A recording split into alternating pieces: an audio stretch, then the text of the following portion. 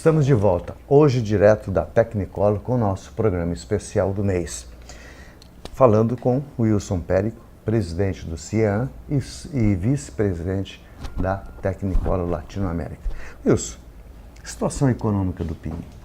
Bom, primeiro um prazer estar com vocês de novo, falando com o público que te assiste e sabendo da sua batalha para ter esse programa, né? No momento que nós passamos, o país passa. E isso não é diferente para nós na atividade industrial. O polo industrial sofreu muito nos últimos 3, 4 anos, de forma geral. Alguns segmentos, como duas rodas, já vêm sofrendo há mais tempo. E esse ano os números mostram uma certa melhoria em termos de faturamento, ou seja, a atividade do polo industrial ele teve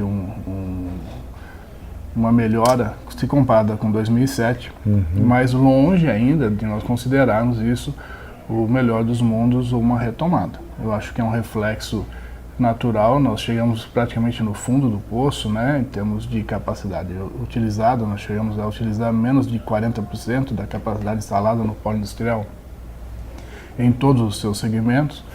Isso hoje está em torno de 50%, que já é um bom resultado, mas está muito aquém ainda daquilo que nós já atingimos em outras épocas. Voltando a falar do duas rodas, que é um exemplo muito fácil, os números que nós temos esse ano, em torno de 900 mil motos produzidas aqui, 1 milhão de motos no Brasil, volta ao que foi o resultado de 2004.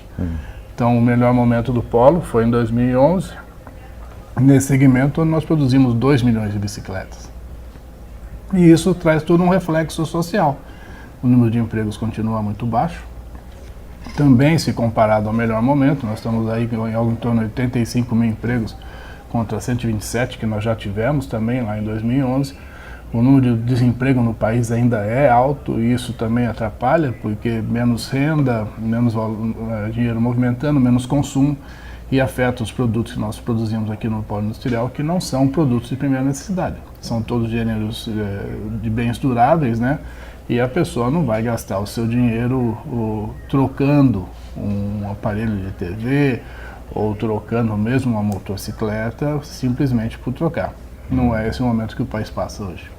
Quer dizer que hoje então não é também momento para o polo industrial entrar com novos produtos, lançar novas coisas? Então, essa é a demanda que nós precisamos abraçar. Eu acho que nós temos um direito constitucional de atrair novos investimentos, produzir aqui produtos que hoje não são produzidos. E isso passa pelo crivo do governo federal, que é a aprovação dos PPBs. E, infelizmente, nos últimos anos, o que nós temos assistido é esse direito do nosso Estado sendo cerceado por decisões de técnicos do Ministério, que eles decidem que produto vai ou não vai ser produzido aqui no polo industrial. Ora, se isso está na Constituição, e a Constituição excetua apenas 5 famílias de produtos, que são arma, munição, tabaco, os produtos derivados de álcool, então bebida e perfume, e automóvel de passeio, todo o restante, quem deveria definir e decidir onde aportar o recurso seria o investidor. E infelizmente não é isso que tem acontecido e nós temos tido dificuldade em atrair novos investimentos exatamente por conta desse crivo do governo federal. Eu sei por que não a Zona Franca de Manaus não pode ter veículos automotores. Porque está na Constituição. Foi uma exceção, esses 5 artigos foi uma exceção onde o Constituinte considerou, quando assinou o Decreto 288, que pode ser produzido aqui, porém, sem os incentivos que a Zona Franca oferece para os demais segmentos. Então, aí não tem sentido também, né? Então, por conta da logística, por conta da distância do mercado consumidor, não faz sentido nenhum produzir esses produtos aqui. Se falou também no polo de essências, de coisas, eu não vi isso crescer, não vi caminhar. Então, isso também depende de um esforço grande, daí nosso, e eu falo nosso como Estado, o governo do Estado, todas as entidades, as nossas bancadas, porque já existem sim fabricantes de medicamentos aqui. E o que nós precisamos, dentro da potencialidade, uma delas do nosso Estado, é atrair para cá o fabricante de cosméticos também, que se utilizam também desses insumos que a natureza nos dá aqui em abundância. Mas não é a questão do extrativismo só. Não é você pegar o óleo da copaíba e exportar para que o cosmético ou o medicamento seja feito em outro lugar. Não. É ter a inteligência de atrair para cá o fabricante que vai se utilizar desse insumo que nós temos aqui. Economicamente, hoje, então, como é que você classifica o polo industrial? O polo industrial, em números, ele se mostra muito positivo dentro da balança comercial federal. O polo industrial, apesar de todos os ataques que tem recebido de outras regiões, é um segmento, um plano de governo que deu certo, sim. E eu refuto qualquer tipo de alusão que se faça por conta, por exemplo, da renúncia fiscal que nós oferecemos. Existe sim uma renúncia fiscal. Essa renúncia fiscal oferecida pela Zona Franca, ela está abraçada pela Constituição, ou seja, é um direito, e representa apenas 8% do total da renúncia fiscal do país. Tirando isso, se você considerar que no final da Segunda Guerra, até meados dos anos 60, o Estado do Amazonas dependia pura e exclusivamente do repasse compulsório do governo federal, e a partir do advento, Zona Franca, esse Estado passa a mandar recursos para lá, você não pode pegar e falar que isso é renúncia. O Estado do Amazonas arrecadou em 2017 3,9 bilhões de dólares como repasse federal, recebeu do governo federal, e arrecadou em tributos federais, ou seja, devolveu à União 13,9. Ou seja, quase 4 vezes o valor que nós recebemos. E dos 27 estados, ou seja, 26 estados mais o Distrito Federal, apenas 8 estados são superavitários. 8 estados devolvem à União, em arrecadação de tributos, valores acima do repasse compulsório que recebe. E o Amazonas é um deles. Então, longe de ser um peso, o modelo Zona Franca, o estado do Amazonas, faz parte, sim, da cesta de soluções para os problemas do país, e não é peso, não. E como presidente do CIAN, como é que você vê essa tirada de autonomia da Zona Franca, da superintendência? Então, nós temos que fazer uma autocrítica também. Boa parte disso que nós perdemos se deve, sim, a ações do governo federal quando tirou daqui os recursos que nós geramos de riqueza que deveriam estar sendo investidos em toda a região norte, administrados pela SUFRAMA, para resolver os problemas de infraestrutura e atrair a atividade econômica para os demais estados que compõem essa região, não só o Amazonas.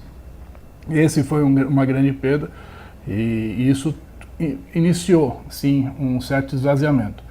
Mas também a nossa forma de tratar a Zona Franca e a SUFRAMA usando aquela autarquia com mote de interesse político partidário e não olhando como um objetivo maior. Então, aquilo se loteou, existem interesses outros que eu me dou o direito de não comentar, mas que não vêm na direção de você resgatar o tamanho, a representatividade daquela autarquia e, por não ter recursos também, esse interesse dos demais estados por aquilo que nós fazemos aqui diminui bastante. Então, é também um desafio grande que nós temos nos próximos anos, que é resgatar o protagonismo do Estado do Amazonas. E isso passa por resgatar o direito de se administrar aqui os recursos aqui gerados, a riqueza aqui arrecadada, que hoje está sendo levada pelo governo federal para compor seu superávit primário e não sendo aplicado aqui na nossa região, como pregoniza o decreto que criou a SUFRAMA. Ou seja, a superintendência não anda de mãos dadas com a indústria. A superintendência, ela tem a sua atividade principal, as duas maiores atividades de fiscalização e desenvolvimentista. A parte de fiscalização, ela cumpre, porém, todo o restante é decidido em Brasília. Então, você não aprova PPBs por aqui, você não aprova cotas por aqui, tudo foi levado para Brasília, ou seja, se esvaziou a questão da autonomia e autoridade decisória da SUFRAMA e isso tem que ser resgatado. Gente, olha, é triste ouvir isso, porque nós estamos vivendo uma realidade diferente daquela que é a proposta real. Nós estamos num lugar muito distante, onde a logística é muito complicada. Eu imagino quanto que deve se custar por exemplo, os produtos manufaturados aqui chegar ao grande centro, que é São Paulo, Rio e Oxalá, Brasília. Sudeste, a Sudeste. Então, a logística é muito difícil, é muito cara, porque são dias e dias de viagens, nós não temos estradas de rodagem, e se tivesse também encareceria bastante. Seria um diferencial, né? Porque você poderia aumentar a concorrência e quando você tem oferta dentro de uma atividade, você cria essa concorrência, geralmente você consegue uma melhoria de custo. O nosso problema hoje, e você citou muito bem, o custo da logística e o tempo de você atender o seu mercado.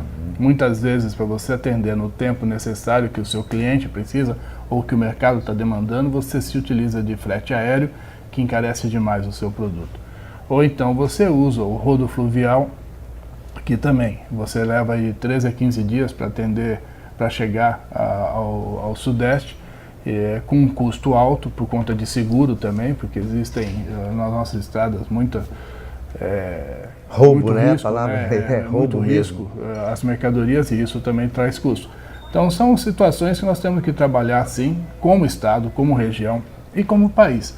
Eu falo da 319, que há anos nós brigamos para ter esse acesso por terra, que traria esse modal, e há anos a gente não vê nada acontecendo, e esperar, né? A gente não pode jogar a toalha, não. Tem que manter o otimismo e achar que nós vamos conseguir resolver os nossos problemas. Eu tenho certeza que nós vamos um dia olhar, principalmente para a administração da coisa pública, como deve ser olhado, ou seja, com interesse maior focado na sociedade, que esse dinheiro que esse gestor público administra vem dessa sociedade, então para essa sociedade esse recurso tem que voltar em termos de serviço, e infraestrutura faz parte da responsabilidade desse gestor. Nós vamos fazer um intervalo comercial e voltamos ainda a falar, na volta nós vamos falar sobre os impostos arrecadados no polo industrial. Até já.